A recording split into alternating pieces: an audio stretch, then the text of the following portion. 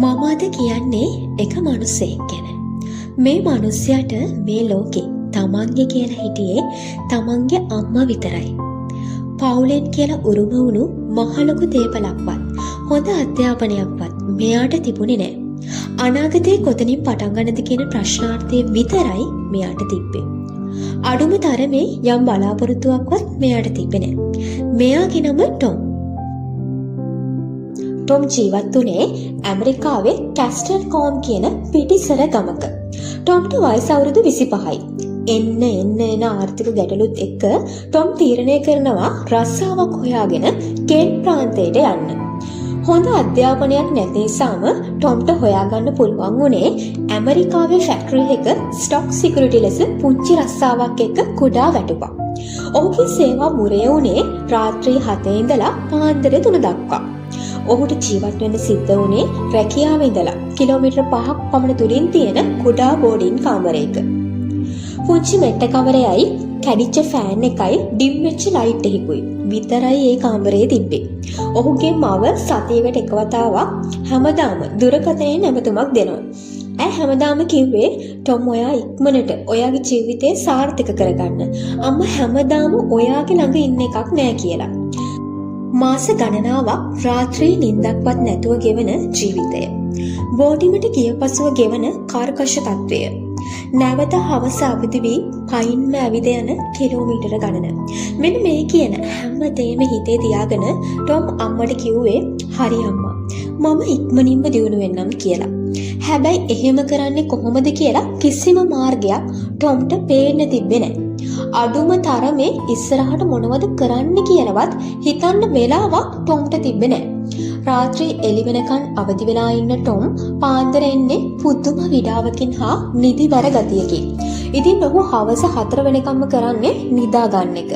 දවසක් රාත්‍රියේ වැඩමුළුවකදී ටොම්ට හදිස්සියෙම කෝල් එකක් එනවා. ඒ කැස්ටල් වල රෝහලකින්. ඔයාගේ අම්මට අසනීපයි. ඉක්මනින්ම ගෙදර එන්න. ටොම්ගේ මුළු ඇඟම එක විනාඩියකට ගල් ගැහුණා. ඔහු පහුවෙනිදා කෝච්චියට නැගලා බහිනකම් හිටියේ නොයිවසිල්ලෙන් හා බයෙන්. කඳුළු පිරිණු දෑසින් ඔහු ඉක්මනින්ම අම්මා ළඟට ගියා. ඒ වන විටත් වෛද්‍යවරුන් විසින් ඇයට අවශ්‍ය ප්‍රතිකාර ලබා දී තිබුණා. නමුත් වෛද්‍යවරු ඔහුට පැවසුවේ ඇයට නිසි පරිදි ඖෂධ සහ ගුණදායක ආහාර නිරන්තරයෙන් ලබා දෙන ලෙසයි. දැනටත් හරිම අපහසු කර්කශ ජීවිතයක් ගත කරන ටොම් මේ ගැන හිතමින් නැවත කෙන් බලා ගමන් කරන්න පිටත් වුණා. ඒ වන විට වෙලාව පාන්දර 5ට පමණ ඇති. කෝච්චියේ සෙනග හිටියේ හරිම සුළු පිරිසක්. ඉන් එක කෝච්චි පෙට්ටියක එක මහලු පුද්ගලයෙක් පොතක් කියවමින් හිටියා.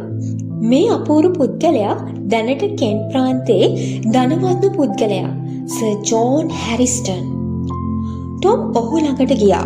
ඔහු ඊටම ආයාචනාත්මක ස්වරෙන් සර් මට ඔයත් එක්ක කතා කරන්න පුළුවන්ද කියලා ඇහුවා. ඔව් තරුණයා මෙතනින් වාඩි වෙන්න. සර් ජෝන් ඔබ කෙන් ප්‍රාන්තයේ ධනවත්ම පුද්ගලයා. පාන්දර 5ට පොතක් එක්ක කෝච්චි පෙට්ටියේ ඔබ මොකක්ද මේ කරන්නේ? ජෝන් මද සිනහවක් නගා මන් මගේ අනාගතේ ප්ලෑන් කරනවා. මම මේ කියවන්නේ මගේ ඉදිරි ව්‍යාපාරික සැලසුම් වලට අදාළ උපදෙස් අඩංගු පොතක්. අනෙක් හැමෝම නින්දෙන් තාමත් හීනමවද්දී මම මේ කරන්නේ ඒක හැබෑවක් කරගන්න ප්ලෑන් කරන එක. ටොම්ට ඒ වචන ටික හොඳටම දැනෙන්න පටන් ගත්තා. ඉන්පසුව මිස්ටර් ජෝන් ටොම් පිළිබඳ විස්තර අහන්න පටන් ගත්තා. ඔහු ගැන හඳුන්වා දෙමින් ඔහු කරන රැකියාව, ඔහුගේ පවුලේ පසුබිම පිළිබඳ මිස්ටර් ජෝන්ට පැවසුවා. ඒ කියන්නේ ලෝකෙම අවදි වෙලා ඉන්නකොට ඔයා නිදා ගන්නවා. ලෝකේ නිදාගනිද්දි ඔබ අවදි වෙනවා. ඔව් ටොම්, ඒක ටිකක් අපහසු කටයුත්තක්. මට ඔබව තේරෙනවා. අවුරුදු 30කට කලින් මගේ ජීවිතේ වෙනස් කරපු ඒ රහස මං අද ඔයාට කියලා දෙන්නම්. ටොම් පාන්දර 4 හා 6 කියලා කියන්නේ ජීවිතේ වෙනස් කරන්න පුළුවන් කාලයක්. ඔයාට පුළුවන් ටොම් පාන්දර 4 ඉඳලා 5 වෙනකන් කෙටි නිින්දක් ගන්න. පාන්දර 5ට අමාරුවෙන් හරි අවදි වෙන්න. 5 ඉඳලා 7 වෙනකන් ඔයාගේ ජීවිතේ බිල්ඩින් ස්කිල් එක හදාගන්න. මේකට සල්ලි අවශ්‍ය වෙන්නේ නෑ ටොම්. ඕනේ තරම් ඉන්ටර්නෙට් වල ෆ්‍රී සර්ටිෆිකේට් කෝසස් තියෙනවා. ඊට අමතරව YouTube වලින් ඔයාට ඉගෙන ගන්න ඕනේ තරම් ලෙසන් තියෙනවා. ඔයා ඔයාට අත්‍යවශ්‍යම කෝස් එක තෝරගන්න. ඉන් පසුව පාන්දර 6 සහ 7 අතර build body and mind.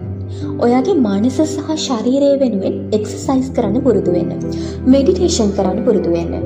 8 සහ 9 කියන කාලවලදී ඔයා ඔයාගේ අද දවස ප්ලෑන් කරන්න. හරියටම 9ට නිින්දට යන්න. හවස 4ට නැවත අවදි වෙන්න. කිසිම හේතුවකට මේක වෙනස් කරන්න එපාට. මේක මම ඔයාට දෙන දින 90ක චැලෙන්ජ් එකක්. ඔයා ගත කරන්නේ සාමාන්‍ය ජීවිතයක් නම් රාත්‍රී 9ට අනිවාර්යයෙන්ම නිින්දට යන්න. උදෑසන 5ට නැවත අවදි වෙන්න. මේක අනිවාර්ය පුරුද්දක් කරගන්න. දවසකට පැය 2ක් ඔයා වේලාසනින් අවදි වුණොත්, ඒ කියන්නේ ඔයා වෙනදට වඩා පැය 2ක් උදෙන් අවදි වෙන්න පුරුදු වුණොත් සතියකට පැය 14ක්, මාසයකට පැය 60ක්, අවුරුද්දකට පැය 730ක්. ඒ කියන්නේ අවුරුද්දකට ඔයාට වැඩිපුර 1 මාසයක් එකතු වෙනවා. ටොම් මේක මැජික් එකක්. මේක ඔයා හරියට කරලා බලන්න ඔයාගේ ජීවිතේ සම්පූර්ණයෙන්ම වෙනස් වෙයි. හැබැයි මේකට rules 3ක් තියෙනවා. rules number 1 no negotiation. හැමදාම 5ට අවදි වීම හැමදාම කළ යුතුයි. නිවාඩු දවස්වලදී පවා ඔබට මෙය එක දිගට සිදු කිරීමට සිදු වේ. rules number 2 රාත්‍රී 9ට අනිවාර්යයෙන්ම නිින්දට යා යුතුයි. මොකද නිින්ද යනු හතුරෙක් නොවේ. එය ඔබට අත්‍යවශ්‍ය දෙයකි. ඔබට අනුව ඔබ පාන්දර 9ට අනිවාර්යයෙන්ම නිින්දට යා යුතුයි. rules number 3 පළමු සතිය ඔබට මේක අපායක් වේවි. ඔයාගේ ශරීරය, ඔයාගේ මනස මේක කරන්න අමාරුයි කියලා, ඔයාට මේක ගොඩක් වෙහෙසයි කියලා ගොඩක් සංඥා කරා. හැබැයි මේ කිසි දෙයකට ඔයාට නවතින්න බෑ. මේක මේ විදිහට හරියටම මාස 3ක් කරන්නට ඕන. ඉන් පස්සේ මාස 3කින් ඔයා මාව නැවත හම්බ වෙන්න. අපි ඔයාට අලුත් රස්සාවක් හොයමු. මේ තියෙන්නේ මගේ කාඩ් එක. සුබ දවසක් ටොම්. මේ විදිහට ජෝන් ටොම්ගෙන් සමුගත්තා. බලාපොරොත්තුවක්වත් නැතුව හිටපු ටොම්ට බලාපොරොත්තුවක් දෙන්න ජෝන්ට පුළුවන් වුණා. ටොම් පහුවෙනිදා පාන්දර 5ට එලාම් එක තියලා හරියටම පහට හැරුණා. මුලදී ටොම්ගේ හිත කිව්වෙම තව ටිකක් නිදා ගන්න ටොම් කියලා. හැබැයි එතකොටම ජෝන්ගේ කතාව, ලෙඩ වෙච්ච ඇඳේ ඉන්න ටොම්ගේ අම්මගේ මූණ, ඒ හැමදේම ටොම්ට මැවිලා පේන්න පටන් ගත්තා. එයා ඉක්මනින් අවදි වෙලා ජෝන් කියපු විදිහටම වැඩ කරන්න පටන් ගත්තා. ටොම් Excel ගැන ඉගෙන ගන්න තීරණය කළා. ඉන්ටර්නෙට් එක හරහා free Excel certificate courses කිහිපයක්ම හොයාගත්තා. ඒ වගේම එක්සර්සයිස් කරන එක, දවස ප්ලෑන් කරන එක, මේ හැමදේම ටොම් ඒ විදිහටම සිදු කළා. මාස 3කට පස්සේ ටොම් certificate courses 3ක් complete කරා. ටොම්ට නොදැනුවත්වම ඔහුගේ වෙනසක් ඔහුටම දැනෙන්න පටන් ගත්තා. අමාරුවෙන් හිත තද කරගෙන 5ට ඇහැරුණු ටොම් අන්තිම මාසේ වෙනකොට 5ට ඇහැරෙන එක සාමාන්‍ය දෙයක් වුණා. ඔහු අමාරුවෙන් කරපු ගොඩක් ක්‍රියාකාරකම් ඔහුට පුරුදු සාමාන්‍ය ක්‍රියාකාරකම් වුණා. ටොම්ගේ මේ වෙනස් වීම දැනෙන්න පටන් ගත්තා. ඊට ඇල්මරණු දුබල පෙනුමකින් ඉන්න ටොම් මේ වෙද්දි හරිම ජව සම්පන්න විදිහට සතුටින් ඉන්නවා කියලා ආයතනයේ සුපරීක්ෂකටත් දැනෙන්න පටන් ගත්තා. වෙනදට වඩා උනන්දුවෙන් වැඩ කරන එක, ඒ වගේම කාගේත් සිත් දිනාගෙන වැඩ කරන එක, මෙන්න මේ කියන දේවලුත් එක්ක ටොම්ට ආයතනයේ ඇතුලේ යම්කිසි ඉමේජ් එකක් හැදෙන්න පටන් ගත්තා. ආයතනයේ ගබඩාවෙහි තොග ගබඩාව පිළිබඳ ඇති වූ ගැටලුවකදී ටොම් ඉදිරිපත් කළ Excel sheet ප්‍රෝග්‍රෑම් එක හරහා එය වඩාත් කාර්යක්ෂම සහ සඵලදායක කර ගැනීමට ඔවුන්ට හැකි වුණා. මේ පිළිබඳව තෘප්තිමත් වෙච්ච ආයතනයේ ප්‍රධානීන් ඔහු ආයතනයේ සුපරීක්ෂක ලෙස සේවයේ උසස් වීමක් සිදු කළා. ඉන් ටික දවසකට පසු ආයතනයේ ගිණුම්කරුවෙකු ලෙස හිස් වූ රැකියා පුරප්පාඩුව ටොම්ට පැවරීමට ආයතනයේ ප්‍රධානියා තීරණය කළා. මාස 3කට පසු ටොම් ඉතා සතුටින් ජෝන් මුණ ගැසුණා. ඔහුගේ ජීවිතයේ මේ සිදු වූ වෙනස් වීම පිළිබඳ සියලු තොරතුරු ඔහු හා බෙදාගත්තා වගේම ඔහුගේ ජීවිතය වෙනස් කරන්න ජෝන් ලබා දුන් උපදෙස් වලට ටොම් ජෝන්ට ස්තුතිවන්ත වුණා. එතනදී ජෝන් කිව්වේ ටොම් ගොඩක් වෙලාවට මිනිස්සු හීන දකිනවා. මිනිස්සුන්ට බලාපොරොත්තු තියෙනවා. හැබැයි ඒ වෙනුවෙන් නැත්තේ මිනිස්සුන්ගේ ඇක්ෂන් එක. මිනිස්සු ජීවිතය වෙනස් කරගන්න ඕන කියන හැඟීම තියෙනවා. ඒක වෙනස් කරගන්න ඕන පාරක් දන්නවා. හැබැයි ඒ වෙනුවෙන් කැප වෙන්න ඕන්ට හයියක් නැහැ.